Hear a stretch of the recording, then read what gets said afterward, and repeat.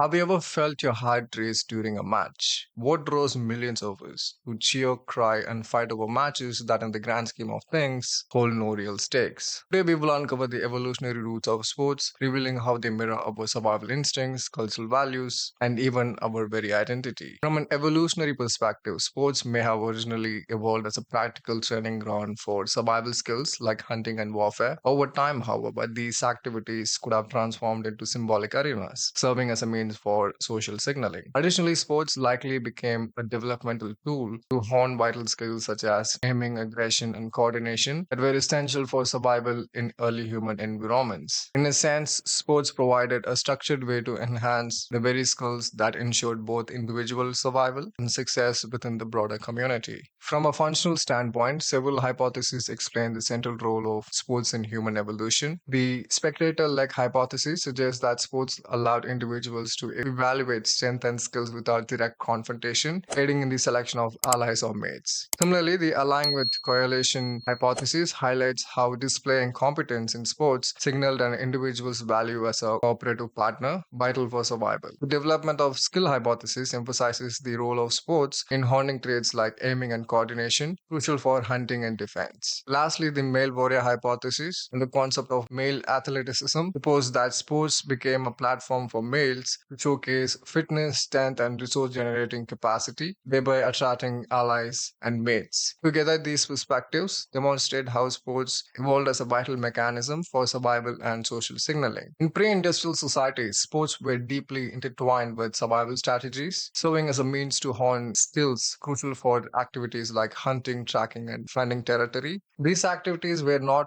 only essential for sustenance but also embedded in social and cultural structures. Competitive displays of physical prowess, strength, agility, and endurance played a critical role in securing resources, forging alliances, and attracting mates as they demonstrated an individual's ability to provide and protect. While organized sports are unique to humans, there are certainly play like behaviors in the animal kingdom that resemble the competitive and display driven nature of sports. For instance, many animals engage in courtship displays where physical prowess or agility is showcased to attract mates. A prime example is the male peacock, which spreads its feathers in an impressive display to signal its health and genetic fitness. Similarly, dolphins engage in playful behaviors, often involving acrobatics and intricate movements, which may serve as symbols of strength and coordination. In addition, dominance displays are common in the animal kingdom, where physical strength, skill, or endurance are demonstrated to establish social hierarchies. These behaviors are often competitive, much like the performance we see in sports, as they help animals assert their position within a group or secure mates and resources. Although these displays have a clear purpose, whether it's attracting a mate or securing status, they are not organized in the structured way that human sports are. Sports, as we know them, formal rules and competition, are distinctly a human phenomenon. In the modern world, sports act as an outlet for the competitive drive once necessary for survival, albeit in a more structured and symbolic form. As George Orwell famously said, soccer is war minus the shooting. This quote encapsulates the idea that sports, in many ways, are a watered down version of war. While the stakes in modern sports may not involve life or death, the competitive spirit, the desire to dominate, and the display of physical prowess are all reminiscent of the battles our ancestors once fought. Today's sports serve as a way to channel these deep rooted instincts into a socially accepted, rule bound environment. When you think about why certain sports gain popularity over others, it often comes down to the qualities they showcase. Sports that highlight traits such as physical strength, stamina, speed, and dexterity tend to capture the imagination of larger audience. In addition, sports that emphasize psychological traits such as aggression, teamwork, mental toughness, and sports that bring out in-group out-group dynamics, fueling rivalry and even hostility, tend to capture attention and draw even larger crowds. What's even more compelling is when these sports are adaptable to different environments. Sports that can be played in varied conditions on different terrains or cross cultures naturally have a greater chance of gaining widespread popularity. Football, cricket, hockey, and tennis are prime examples of this. Each of these sports demand physical and mental prowess, promotes team spirit, and thrives in various contexts, contributing to their global appeal. Sports don't just vary because of physical demands, they also reflect the cultural values and priorities of different societies. In some cultures, intelligence and strategic thinking are highly emphasized, and this is reflected in the sports they favor. For instance, ancient China and India have a long history of intellectual pursuits, such as chess and the art of war, and these cultures still place a significant value on games that involve strategic thinking. On the the other hand, there are cultures that prioritize strength and physical prowess, where sports tend to revolve around combat skills. Take the Spartans of ancient Greece or the Vikings of Scandinavia, for example. These societies placed a huge emphasis on wrestling, archery, and other combative sports, activities that sharpen both physical strength and combat readiness. Then there are cultures that emphasize dexterity and skill, such as Japan and parts of Southeast Asia. In these regions, martial arts like karate, judo, and muay thai are deeply ingrained in the culture. These sports highlight precision, control, and technique, showing how societies adapt sports to their core values. Because most cultures today are hybrid, blending elements of strength, intelligence, and skill into their sporting traditions. The idea here is that sports are a manifestation of the culture they emerge from, reflecting what those societies hold dear and how they express their values through competition. As we have seen, sports have evolved far beyond their original purpose. What once began as a tool for hunting, warfare training, or social signaling has now become a spectacle driven carnival for consumers. The nature of sports has shifted with an increasing focus on entertainment, and the audience itself has changed. Today, fandom has emerged as a byproduct of psychological phenomena such as coalition psychology, where fans begin to emotionally invest in their teams and athletes, often as a way to feel connected to a larger narrative. For athletes, participation in sports brings physical and mental rewards, fitness, discipline, and career opportunities. They thrive on competition, use sports to reveal stress, and build status through their achievements. Even in moments of defeat, athletes learn valuable life lessons, making their experience fundamentally different from that of an average viewer. Consumers, however, experience sports in a more passive way. The emotional return on investment is often minimal. The ups and downs of following a team can lead to more disappointment than joy. The constant influx of advertisements and commercialization detracts from the enjoyment,